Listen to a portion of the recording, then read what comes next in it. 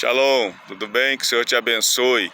Hoje, sábado, 13 de agosto, estamos aqui no campo de futebol. Ali atrás, ó, dá para ver. O pessoal está em reunião ali na concentração. Já tive a minha oportunidade, todo sábado nós falamos um pouco da palavra de Deus aqui. E hoje a palavra foi Salmo 51, Salmo de Davi.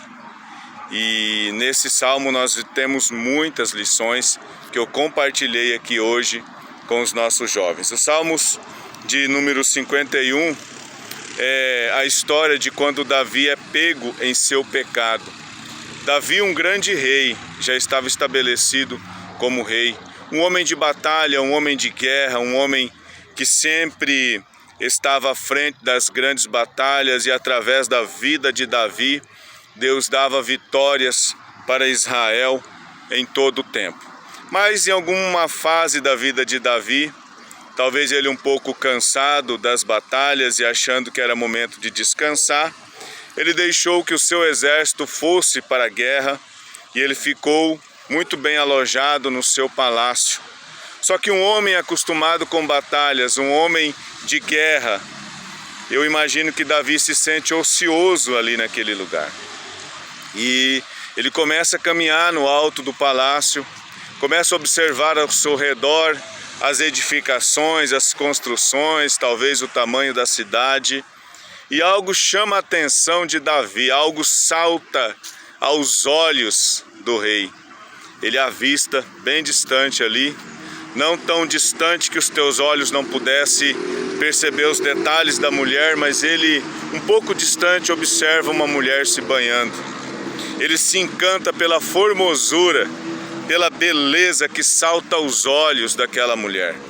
E ele chama um dos seus subordinados e ele pergunta: quem é aquela mulher? Determinada mulher. E alguém diz para ele: aquela ali é a senhora Batseba, esposa do teu servo Urias. Urias é um soldado que estava na batalha, soldado que estava na guerra. Mas Davi não se preocupa com isso. Um homem que no passado, um homem que toda a sua história sempre honrou os seus semelhantes, um homem que sempre honrou e deu honra aos seus soldados, um homem que sempre foi honrado e honrou por onde ele passou naquele momento, um minuto de bobeira. Davi diz: tragam esta linda mulher para mim. Foram lá, trouxeram Batseba, porque o conselho, a ordem de um rei não poderia ser questionada. E alguém busca Batseba, entrega para Davi. Davi se deita com ela, tem relações com ela, e dessa relação gera um filho. Depois a mulher volta lá e diz para Davi que ela estava grávida. E Davi, preocupado, começa a saltar aos seus olhos o seu erro, mas também uma parte no teu coração questiona, talvez dizendo: você é rei, você pode fazer o que você quer, e você precisa resolver esse problema. Imaginem o que as pessoas não vão pensar de você, ó grande rei Davi, a mente dele falando com ele. Se descobrirem que você fez isso, é um ato de desonra, a sua honra será manchada, você será uma vergonha, os seus soldados não vão mais confiar em você, Davi, por conta disso. E tantos outros pensamentos eu imagino que passaram na cabeça do grande rei. E ele procura dentro de sua mente uma forma de resolver o seu problema. Ele maquina e ele manda que algum soldado vá lá na batalha, chame Urias, o esposo da mulher, porque Davi já sabia que ela estava grávida. Chamam Urias e ele pensou na ideia, na cabeça de Davi: eu vou chamar Urias, Urias vai estar cansado, com saudade da sua esposa, muito tempo na batalha. Ele vai fazer o que qualquer homem faria, ele vai para sua casa, ele vai se deitar com a sua mulher. E aí, quando a criança nascer, o meu filho, né, Davi, pensando, quando a criança nascer, a gente bota a culpa no Urias. Ele veio da guerra, ficou com a esposa, nasceu a criança, o filho é dele, eu escondo o meu pecado, tudo se resolve e o meu nome não será envergonhado em Israel. Pensou isso e trouxe Urias.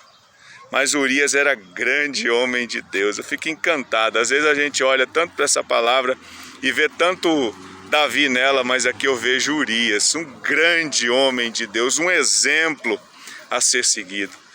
Urias chega ali e Davi manda que ele vá para... Olha, Urias, vá para casa, rapaz. Vai lá, sua mulher está lá com saudade de você. Vai lá, se alegra, bebe um bom vinho, curte este momento. Urias diz, não, de maneira nenhuma faria tal coisa.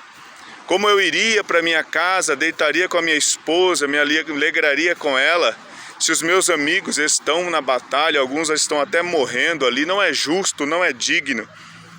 E ele não foi. Davi falou, preciso dar um jeito nisso. Embriagou Davi, deu bebida para ele, bebeu. Falou, agora ele vai. E Urias não foi. Irmão, olha a nobreza desse soldado. Ele não foi se deitar com a sua esposa, não foi se refrescar na sua casa, porque os seus amigos estavam em uma grande batalha. E Davi não viu outra coisa. Não teve outra alternativa. Davi mandou que se fizesse uma carta nas mãos de Urias, sabendo da fidelidade, da sinceridade desse grande homem. Davi deu uma carta para ele, falou, entrega lá para o seu general esta carta. Ele, sabendo que Urias era grande homem, sabendo que Urias não abriria a carta, o próprio Urias levou a sua sentença para o soldado, para o seu general. O general recebeu a carta e na carta estava dizendo, coloque Urias na frente da batalha, tirem a sua defesa para que Urias morra. Colocou Urias na frente da batalha, houve uma grande guerra ali, era a concentração da batalha, tirou a defesa de Urias, Urias morreu. Ele e mais alguns homens.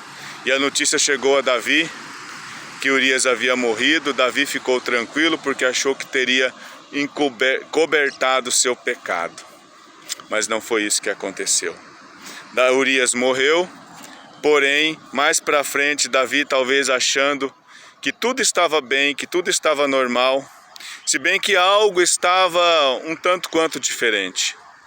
A presença, a harmonia, a alegria que o Senhor planta no coração dos homens, quando os homens estão na presença de Deus, tinha saído de Davi.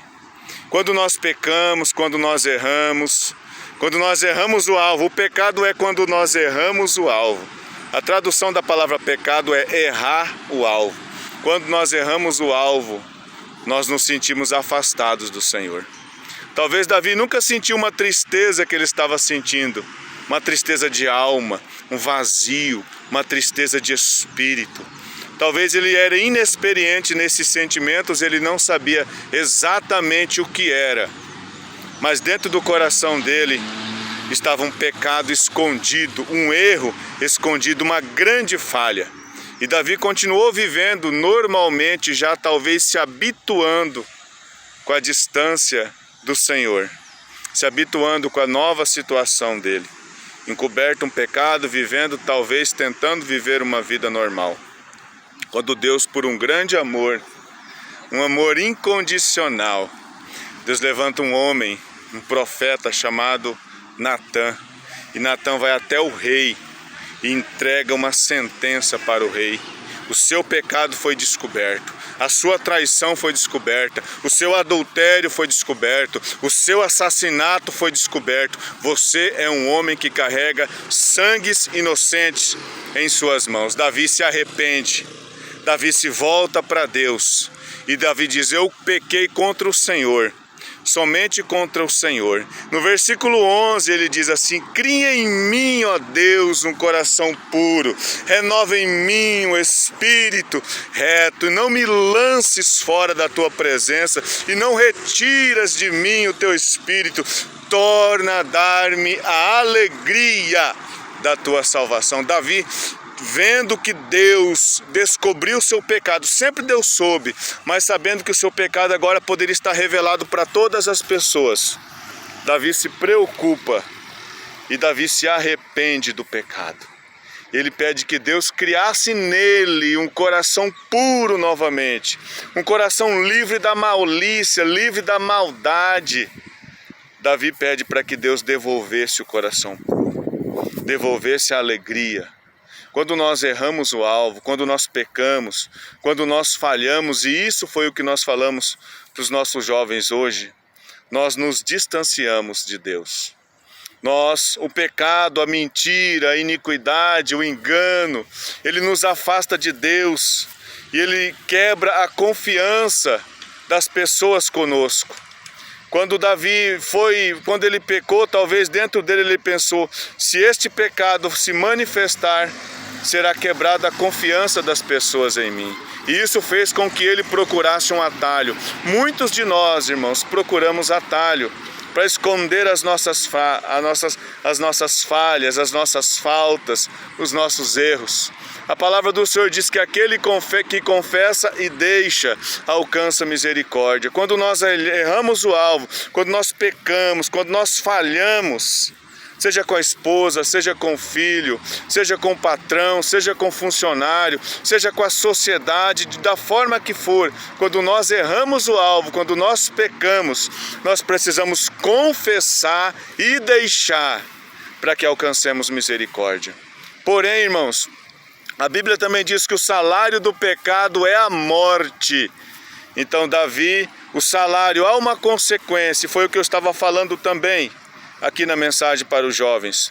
Quando nós pecamos, isso gera uma consequência. O pecado quebra a confiança, a falha, ela quebra a confiança. O pai, que de repente sempre confiou no filho, mas quando percebe que o filho está mentindo, a confiança é quebrada.